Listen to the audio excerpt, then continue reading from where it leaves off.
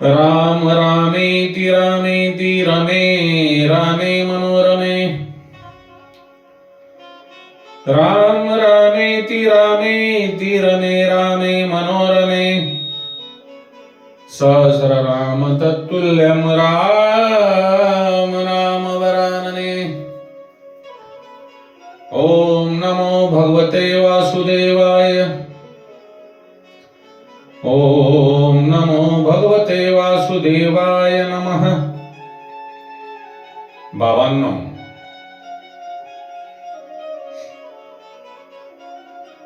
दक्ष जो भगवान शिवशंकर यांची निंदा करत होता, वैरभाव ठेवत होता, तो योग्य नाही।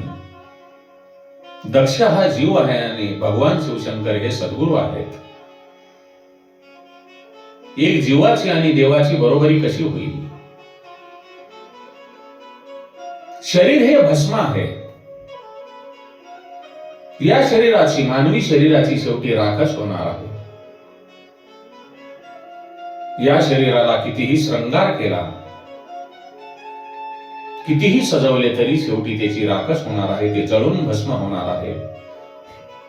म्हणूनच भगवान शिवशंकर हे आपल्या शरीरावर भस्म धारण करतात। तुम्ही किती सुंदर आहेत याला किंमत नाही, परंतु तुमच्या अंगी किती गुण आहेत, तुम्ही किती चरित्रवान आहात, किती भगवंताचे भक्त आहात, हे महत्वाचे आहे। तप करणे, भगवंताची भक्ती करणे, महादेवाची भक्ती करणे,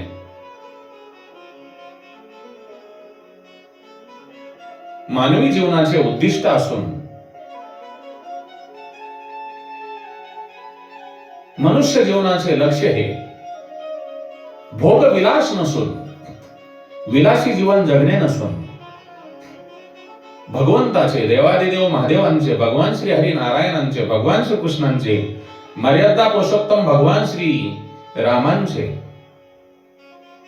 भजन करणे हा आहे। आपल्या अंगी समभाव आणि सिद्धभाव सिद्ध करण्यासाठी, आपले जीवन सफल करण्यासाठी आपल्या अंगी सद्भाव असण्याची गरज आहे आणि त्या सद्भावासाठी सत्संगाची गरज आहे।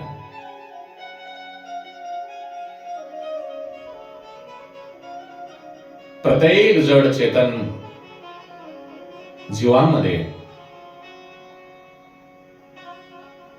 जेव्हा ईश्वरी भाव निर्माण होतो, तेव्हाच त्याच्यामध्ये समभाव निर्माण होतो। बाबांनो, मनुष्याचा जन्म, मानवाचा जन्म हा परमात्म्याची आराधना करण्यासाठी, तप करण्यासाठी आहे। परंतु मनुष्य प्राणी हा भोगाच्या मागे लागून मेळा होतो।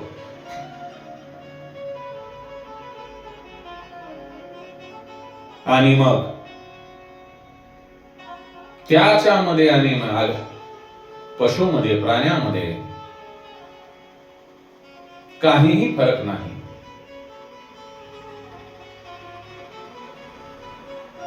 ईश्वराने मनुष्याला जी बुद्धी दिली आहे ती प्राण्याला नाही, पशुला नाही। भविष्याची काळजी मानव करतो। आपले उद्या काय होईल, कसे होईल, आपण जीवन कसे जगू, परंतु पशु करत नाही। तात्पर्य, पशुला तप करण्याचा अधिकार नाही, पशुला भजन करण्याचा अधिकार नाही, कारण तशी बुद्धी परमेश्वराने, ईश्वराने त्याला दिलेली नाही।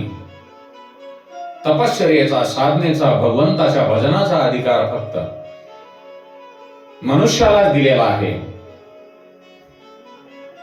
स्वतः भगवंत, स्वर्गातील देव सुद्धा तप करू शकत नाहीत। आपण पुण्यवान आहोत, आपणाला या पृथ्वी तलावर जन्म मिळालेला आहे। या पृथ्वी तलावर राहून आपण भगवंताची भक्ती करू शकतो। पुण्याचा जो साठा आहे तो आपल्या पदरी पाडून घेऊ शकतो। स्वर्गातील देव सुद्धा स्वर्गात राहून दिव्य भोग भोगूनही भगवंताचे नाम संकीर्तन भजन करू शकत नाहीत. म्हणून ते सुद्धा तुकाराम महाराजांनी आपल्या सुंदर काव्यामध्ये लिहिलेले आहे. स्वर्गीचे अमर इच्छिता ती देवा, स्वर्गीचे अमर इच्छिता ती देवा, मृत्युलोकी व्हावा जन्म आमा, मृत्युलोकी व्हावा जन्म आमा, स्वर्गीचे अमर इच्छिता ती देवा, स्वर्गीचे अमर इच्छिता ती देवा. बाबांनो, स्वर्गात राहूनही जर आपण तपश्चर्या साधना करू शकत नाहीत आणि तो अधिकार आपल्याला या पृथ्वी तलावर जर प्राप्त झाला असेल तर आपण किती भाग्यवान आहोत. म्हणून आपण आपणाला मिळेल्या एक एक क्षणाचा सदुपयोग घ्या आणि आपले मन हे भगवंताच्या भजनाकडे, भगवंताच्या चरणाकडे वळवा लीन करा आणि आपल्या जीवनाचे कल्याण करून घ्या. कारण तपस्या, भजन, भगवत भक्ती, साधना हे फक्त मानवच करू शकतो आणि हा अधिकार फक्त मानवालाच आहे, देवांना सुद्धा नाही. तप करण्याचे अनेक प्रकार आहेत. दुःख सहन करणे हे एक प्रकारचे तपच आहे. उपासना हा तपाचा दुसरा प्रकार आहे. अमावस्या आणि पौर्णिमा, अमावस्या आणि पौर्णिमा या दिवशीही उपवास करणे हेही एक तप आहे.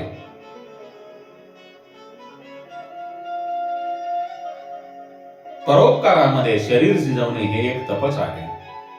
दुसऱ्यावर उपकार करणे आणि उपकार अशा लोकांवर करणे की जे आपला उपकार परत फेडू शकत नाहीत, अशा लोकांवर उपकार करणे हे सुद्धा एक तप आहे. गीतेचा अभ्यास करण्याने,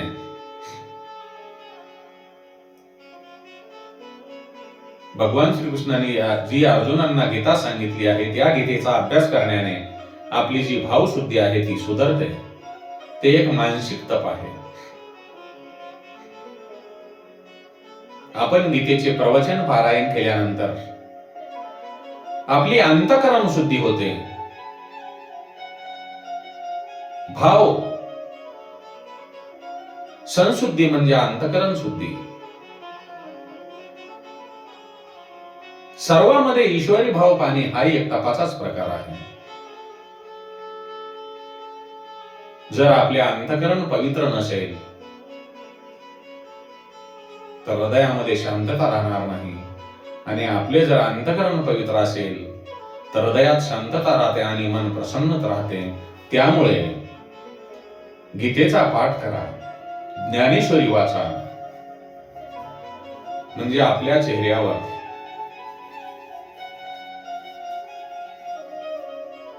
प्रसन्नता राहील, हृदयामध्ये आनंद राहील आणि अंतःकरण पवित्र राहील.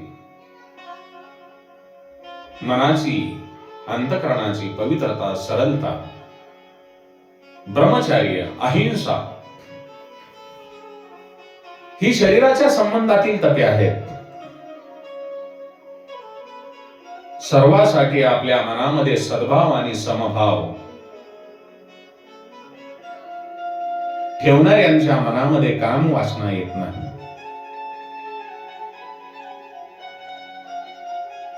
विकार आणि वासना यांचा नाश करण्यासाठी, यांचा विनाश करण्यासाठी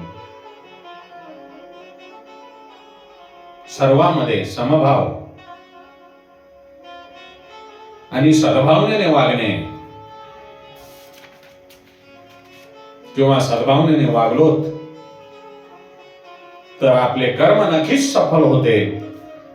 दक्ष प्रजापतींनी वैरभाव बाळगून यज्ञ केल्यामुळे यज्ञामध्ये विघ्न आले होते.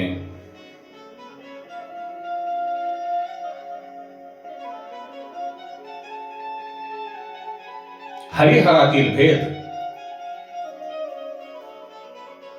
न पाहणे, अभेद पाहिला तर तुमच्या कार्यामध्ये नक्कीच विघ्न येणार. आणि दक्ष प्रजापतीची जी कथा भागवतामध्ये आलेली आहे ती सांगण्याचं उद्दिष्ट म्हणजे, वैशिष्ट्य म्हणजे, हरिहरामध्ये आपण भेद पाहू नका. कारण हरिहरामध्ये आपण जर भेद पाहाल तर आपले कोणतेही कार्य सफल होणार नाही. या भागवत ग्रंथाच्या चौथ्या आणि 8व्या स्कंदाच्या पहिल्या 5 श्लोकामध्ये अधर्माचे वर्णन केलेले आहे.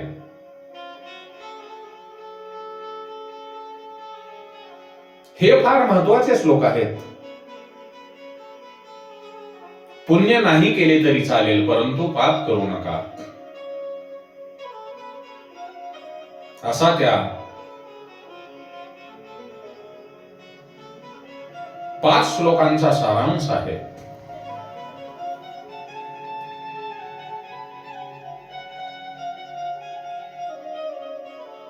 अधर्मांच्या पत्नी म्हणजे असत्य भाषण करण्याची सवय. आणि असत्य भाषण करत असताना त्या असत्य भाषणातून, खोटे बोलण्यातून दंभाचा जन्म होतो.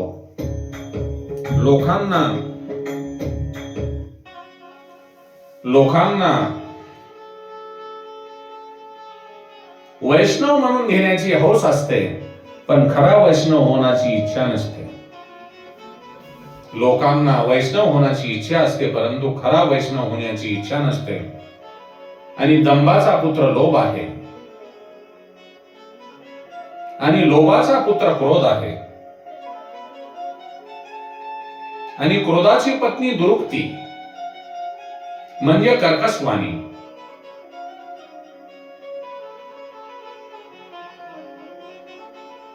महाभारताच्या युद्ध प्रसंगाचे आणि रामायणाच्या करुण प्रसंगाचे मूळ कर्कशवाणीच आहे. या दोन्हीच्या प्रसंगाचे मूळ आहे ते कर्कशवाणीत आहे. वाणीचे बंधन संपले की आपण जर काहीही बोलायला लागलो तर तेथे कलह निर्माण होतो, भांडण तंटा होतो. आणि जेथे कलह असतो, भांडण तंटा होतो, तेथे कली प्रकट होतो. आणि हे कलियुग आहे.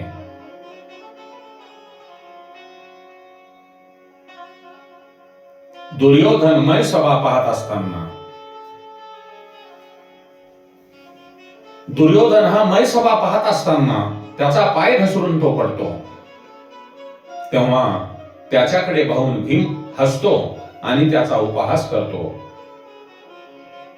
तो दुर्योधनाला म्हणतो, आंधळ्याचा मुलगा आंधळा असतो. भीमाचे हे शब्द दुर्योधनाला बाणाप्रमाणे टोचतात. त्यातूनच तो महाभारत युद्धाची खरी पायाची जडण करतो. रामाच्या आवाजातील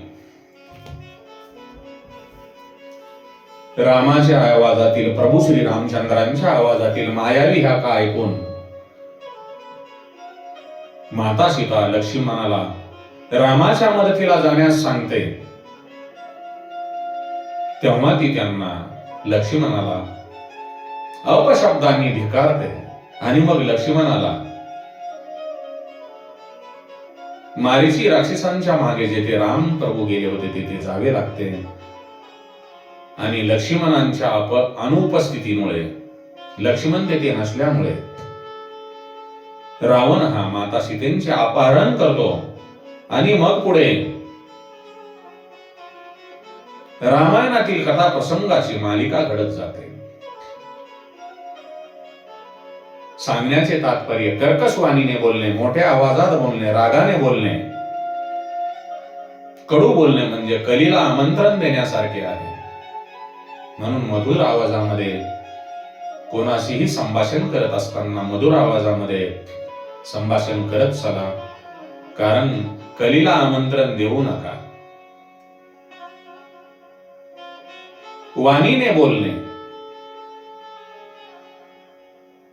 वाणीने कर्कश आवाजात बोलणे म्हणजे आपण या वाणीने जे भगवंताचे नाम संकीर्तन करतो, वाणीद्वारा जे आपले तप होते, त्या तपाचा सुद्धा नाश करणे होय, असे महर्षी व्यासांनी भागवत कथेमध्ये सांगितलेले आहे. म्हणून बाबांनो, आपण सर्वजण पुण्यवान आहात म्हणून येथे भागवत ऐकण्यासाठी आलेले आहात, परंतु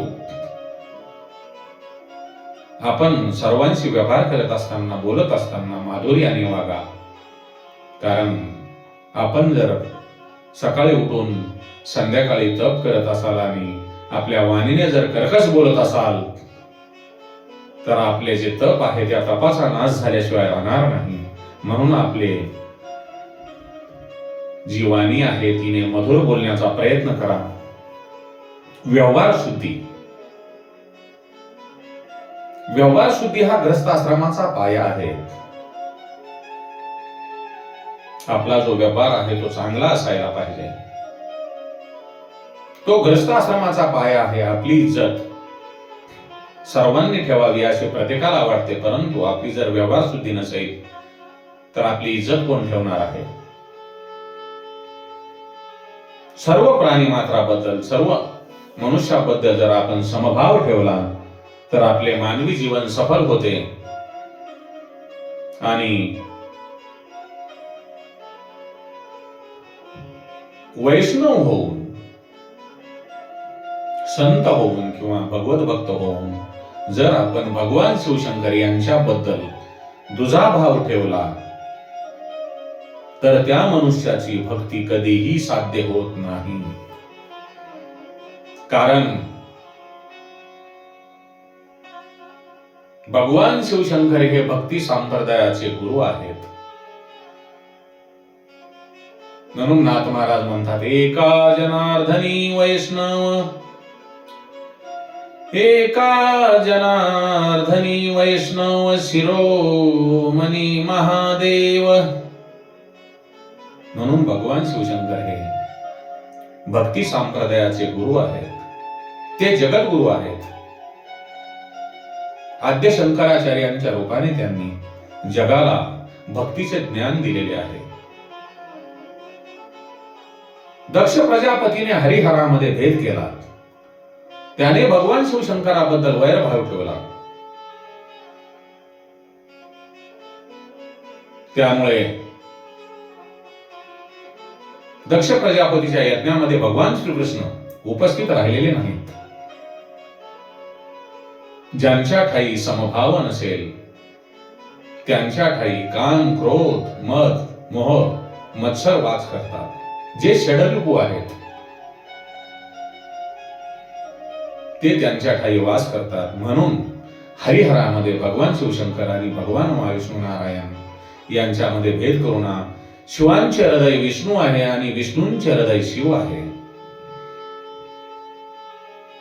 आणि जर तुम्ही हरिहरामध्ये भेद केला तर तुम्हाला ब्रह्मज्ञान प्राप्त होणार नाही. दक्षाच्या यज्ञात जेव्हा शंकरांचे पूजन झाले देवांच्या विनंतीवरून, तेव्हाच तेथे भगवान महाविष्णू नारायण प्रकट झाले. भगवान शिवशंकरांनी कामाचे दहन केले तेव्हा रुद्राचा जन्म झाला, पण शिवाचा जन्म झाला नाही. तो अजन्म आहे. ते देवादिदेव आहेत. तो विश्वनाथ आहे. तो विश्वेश्वर आहे. भगवान शिवशंकरांचा दरबार नेहमी उघडा असतो. तो भोळा चक्रवर्ती आहे.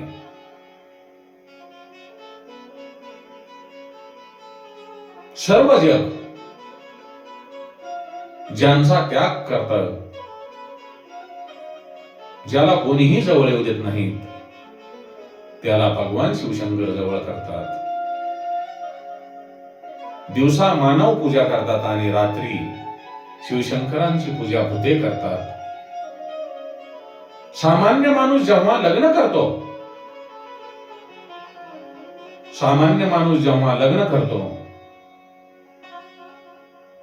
तेव्हा त्याच्या छातीवर काळ चढून बसतो. परंतु ज्यावेळी भगवान शंकर लग्न करतात तेव्हा त्यांच्या हृदयात श्रीकृष्ण आणि हातात वरमाला असते. ज्यांच्या हृदयामध्ये श्रीकृष्ण आहेत त्यांना श्रृंगाराची काय गरज. हरी आणि हर, हरिहर एक पूर्ण स्वरूप आहे. ते दोघेही एकच आहेत. एका नाण्याच्या दोन बाजू आहेत. जीव जेव्हा शिवाबरोबर एकरूप होतो, जीव जेव्हा शिवाबरोबर एकरूप होतो तेव्हा त्याला पूर्ण स्वरूप प्राप्त होते. बाबांनो, तुम्ही कितीही पैसा कमविला, तुमच्याकडे कितीही संपत्ती असली तरी संपत्तीने कधीही शांती मिळत नाही. संपत्तीमुळे विकार वाढतात. तुमच्याकडे धन दौलत भरपूर आहे त्यामुळे तुमचे विकार वाढतात. म्हणून या अध्यायात धर्म प्रकरण आणि अर्थ प्रकरण नंतर घेतलेले आहे.